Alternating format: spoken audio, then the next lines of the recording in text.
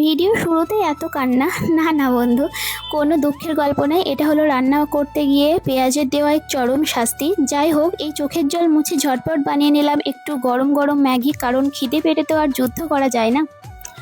তো hello everyone, কেমন আছো তোমরা? আশা করি ভালো আছো, আর আমি অনেক ভালো আছি।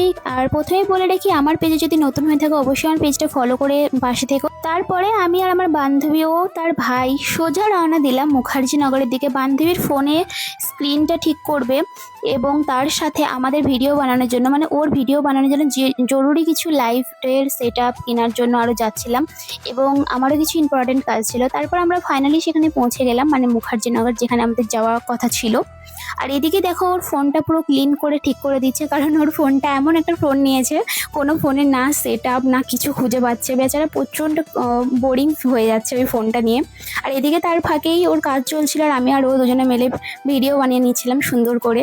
আর ফাইনালি যেখানে ওর লাইটের সেট আপ নিচ্ছিলো, সেখানে দেখো এই লাইটগুলো এখানেই বিক্রি হচ্ছিলো। তো এখানে সবটা দেখছিলো, সেম টু সেম আমার কাছেও আছে। তো আমাকে জিজ্ঞাসা করছিলো যে তোমারটাও সেরকম সেম নাকি? আমি বললাম হ্যাঁ। এবং এই আঙ্কেলটা মানে ওকে সম্পূর্ণটা না জ্বালিয়ে দেখিয়ে দিচ্ছিলো যে হ্যাঁ সব সেট আপ ঠিকঠাক আছে কিনা এবং কতগুলো ফিচার্স আছে। আর এদিকে ও না মাইক্রোফোনটা সেট করছিল, কিন্তু ওর ভাগ্যটা খারাপ, মাইক্রোফোন ওর সাপোর্ট করেনি।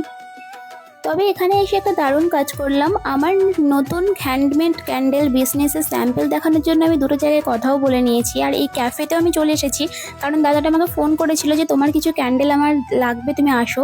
আমি তার জন্য এখানেও চলে এসেছি, এবং আমার বান্ধবীরও একসঙ্গে কাজ হয়ে গেছে। তো আমার বান্ধবী ওই জন্য ও মানে বলছিল যে আমি বলবো, তুমি দেখো কীরকম হচ্ছে। আর এই দেখো দাদাটা, এটাই কিন্তু খুবই ভালো, এবং এনার লাভ ম্যারেজ হয়েছে। দেখো বেবিটাকে কিন্তু একদম পেছনে রেখে দিয়েছে, নিউ বর্ন বেবি, এবং উনি মানে ওনার ওয়াইফ উনি দুজনে মিলে কিন্তু এই বিজনেসটা চালাচ্ছেন। তো খুবই ভালো।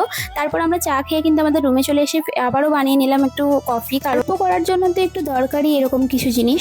তারপর আমরা দুজনে কিন্তু ভিডিও সংক্রান্ত এবং বিজনেসের বিষয়ে, রিলেটিভ বিষয়ে আমরা কথাবার্তা আলোচনা করছিলাম, এবং ও আমাকে জিজ্ঞাসা করছিল কী করে কী করতে হবে। তো প্রথমে বলে রাখি বন্ধু, তোমাদের আমার ভিডিওটা কেমন লাগলো অবশ্যই লাইক কমেন্ট করে শেয়ার করে দিও, এবং অবশ্যই কমেন্ট সেকশনে জানিও। তো চলো মিলছি নেক্সট ভিডিওতে। আমার ভিডিও ভালো লাগলে অবশ্যই আমার পাশে থেকো।